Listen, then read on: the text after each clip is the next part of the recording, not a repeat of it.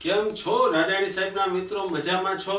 ગઈકાલે તમે કાર્બોક્સિલિક એસિડની બનાવટ જોઈ હતી. કાર્બોક્સિલિક એસિડની બનાવટ જોયા પછી આજે રાજાણી સાહેબ વિચાર્યું કે આ 10 મિનિટમાં કાર્બોક્સિલિક એસિડની રાસાયણિક પ્રક્રિયાઓ આપી દે.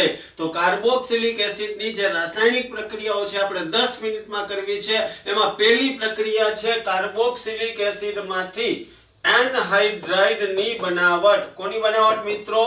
એનહાઇડ્રાઇડ.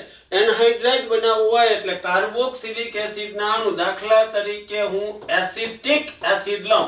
મિત્રો ગભરાવા જેવું કેમિસ્ટ્રીમાં કશું છે જ નહીં. કાર્બોક્સિલિક એસિડ તરીકે હું લઉં એસિટિક એસિડ. તમે બેન્ઝોઇક એસિડ લ્યો, એના બે અણુ CH3 C double bond OH. આ કાર્બોક્સિલિક એસિડના અણુઓને કા H2SO4 જેવા ખનિજ એસિડ સાથે, કા H2SO4 જેવા ખનિજ એસિડ અથવા ફોસ્ફરસ પેન્ટોક્સાઇડ સાથે ગરમ કરો એટલે અનુવર્તી એનહાઇડ્રાઇડ મળે. આવી રીતે પાણીનો અણુ દૂર થઈ જાય H2O અને અનુવર્તી એનહાઇડ્રાઇડ એટલે CH3COC ડબલ બોન્ડ CH3 આ એસિટિક એનહાઇડ્રાઇડ બન્યો. મિત્રો કાર્બોક્સિલિક એસિડની રાસાયણિક પ્રક્રિયામાં પેલું એનહાઇડ્રાઇડની બનાવટ. એનહાઇડ્રાઇડ બનાવવા માટે કાર્બોક્સિલિક એસિડની ખનિજ એસિડ H2SO4 અથવા ફોસ્ફરસ પેન્ટોક્સાઇડ સાથે ગરમ કરો એટલે અનુવર્તી એનહાઇડ્રાઇડ મળે. બીજું, કાર્બોક્સિલિક એસિડમાંથી એસ્ટરની બનાવટ આપી છે ચોપડીમાં. એસ્ટરની બનાવટ મિત્રો જ્યારે પરિવર્તન હોય ને, પરિવર્તન આવી પ્રક્રિયા આવડતી ને તો પરિવર્તન આપોઆપ આવડી જાય. એટલે ખોટું ઓર્ગેનિકમાં ટેન્શન લઈને ફરતા નહીં. એસ્ટરની બનાવટ. એસ્ટર બનાવવા માટે કાર્બોક્સિલિક એસિડની આલ્કોહોલ અથવા ફિનોલ સાથે H2SO4 જેવા ખનિજ એસિડ અથવા HCl જેવા ઉદ્દીપક, HCl વાયુ જેવા ઉદ્દીપકની હાજરીમાં એટલે કે H+ ની હાજરીમાં પ્રક્રિયા કરો એટલે એસ્ટર બને. RCOOR- વત્તા પાણીનો અણુ છૂટો પડે. બે રાસાયણિક પ્રક્રિયા થઈ ગઈ. એનહાઇડ્રાઇડની બનાવટ, એસ્ટરની બનાવટ. સ્ક્રીનશોટ લેતા જજો, એની એક આખી નોટ બની જાય એટલે પરીક્ષાની રાત્રે ખાલી ઝડપથી સ્ક્રીનશોટ જ જોવાના રહીએ. ત્રીજી બનાવટ છે એસિડ હેલાઇડની બનાવટ. ત્રીજી બનાવટ છે મિત્રો એસિડ હેલાઇડની બનાવટ. કાર્બોક્સિલિક એસિડનો હાઇડ્રોક્સિલ સમૂહ આલ્કોહોલના હાઇડ્રોક્સિલ સમૂહની જેવું વર્તન કરે છે. માટે કાર્બોક્સિલિક એસિડની PCl5 PCl3 SOCl2 આરે પ્રક્રિયા થાય એટલે OH ની જગ્યાએ COCl થઈ જાય એટલે એસિડ ક્લોરાઇડ બની જાય. કેવી રીતે સમજાવું છું. સૌથી પહેલા કાર્બોક્સિલિક એસિડની કા PCl5 કા PCl3 અને કા SOCl2 આરે પ્રક્રિયા થવાથી હાઇડ્રોક્સિલ સમૂહની જગ્યાએ Cl લાગે એટલે એસિડ ક્લોરાઇડ બને છે. તેમાં SOCl2 વાળી પ્રક્રિયા ખૂબ સારી ગણવામાં આવે છે કારણ કે એમાં બનતી નિપજો વાયુ સ્વરૂપ છે એટલે વાયુ સ્વરૂપે તરત ઉડી જાય છે એટલે શુદ્ધિકરણ કરવું સરળ બને એટલે એસિડ ક્લોરાઇડ બનાવવો સહેલો છે. મિત્રો પહેલી પ્રક્રિયા આપણે કાર્બોક્સિલિક એસિડની PCl5 સાથે કરીએ એટલે અહીંયાથી કોણ ઉડે છે તો કે OH. OH નીકળી જાય એની જગ્યાએ મિત્રો લાગી જાય છે Cl. એનો મતલબ આટલા ભાગમાંથી Cl નીકળો એટલે વધુ આટલા ભાગમાં PCl4 ને અહીંયા OH. એક H અને એક Cl ભાગી જાય એટલે HCl. હવે લોચા લબાચા વધ્યા POCl3. કાંઈ ગોખવાની જરૂર નથી. OH નીકળો એની જગ્યાએ એક Cl લઈ ગયો એટલે વધ્યું PCl4 ને OH. OH માંથી H અને એક Cl એટલે HCl નીકળો. વધ્યું કોણ તો કે PCl3 અને O એટલે POCl3. જો PCl5 હોય તો એક અણુ લેવો, PCl3 હોય PCl3 તો 3 અણુ કાર્બોક્સિલિક એસિડના લેવા એટલે 3 OH ની જગ્યાએ 3 Cl દાખલ થાય એટલે બની જાય 3RCOCl.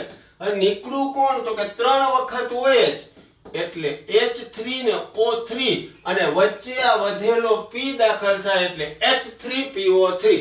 મિત્રો એસિડ ક્લોરાઇડ ની બનાવટમાં PCl5 હોય તો 1 અણુ, PCl3 હોય તો 3 અણુ અને સૌથી સારું ગણાય છે ઈ કોણ તો કે થાયોનિલ ક્લોરાઇડ SOCl2. થાયોનિલ ક્લોરાઇડ એટલે SOCl2. શું થશે તો કે OH ની જગ્યાએ Cl, OH ની જગ્યાએ Cl, OH ની જગ્યાએ Cl, OH નીકળો. અહીંયાથી વધ્યું SO અને Cl કારણ કે એક Cl વયો ગયો.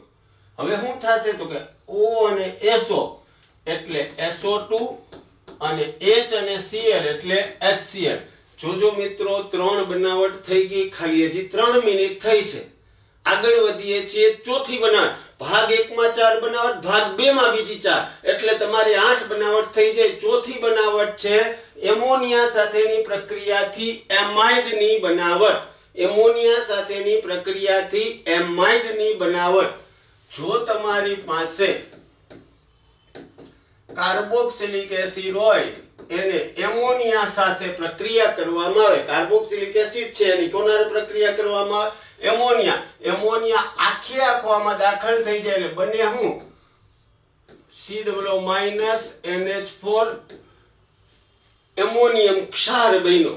આ એમોનિયમ ક્ષારને ગરમ કરવામાં આવે. ગરમ કરો એટલે H2 ને O H2O થઈ જાય અને બને એમાઇડ.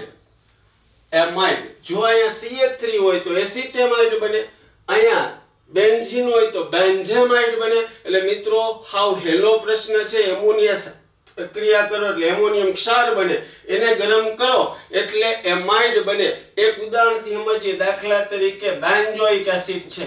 દાખલા તરીકે બેન્ઝોઇક એસિડ. જો આ બેન્ઝોઇક એસિડની એમોનિયા પ્રક્રિયા કરો એટલે એમોનિયમ બેન્ઝોએટ બને. અહીંયા NH4+.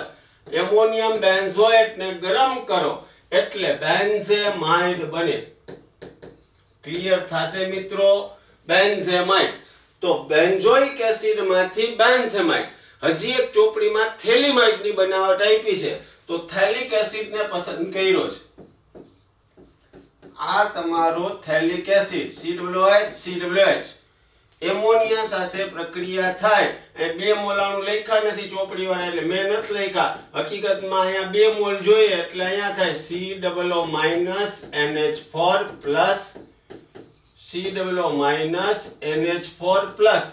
આ તમારો એમોનિયમ થેલેટ બની ગયો કહેવાય. આ થેલિક એસિડ છે એમોનિયા સાથે પ્રક્રિયા કરે એટલે એમોનિયમ થેલેટ. જો આને તમે ગરમ કરો, તો અહીંથી H2O, અહીંથી H2O, અહીંથી H2O, અહીંથી H2O એટલે -2H2O નીકળે એટલે થેલેમાઇડ બને. થેલેમાઇડ CONH2 દેખાય છે ને? કાંઈ લખું આવું બને થેલેમાઇડ. CONH2 તીવ્ર ગરમી આપો એટલે એમોનિયાનો એક અણુ હજી નીકળી જાય.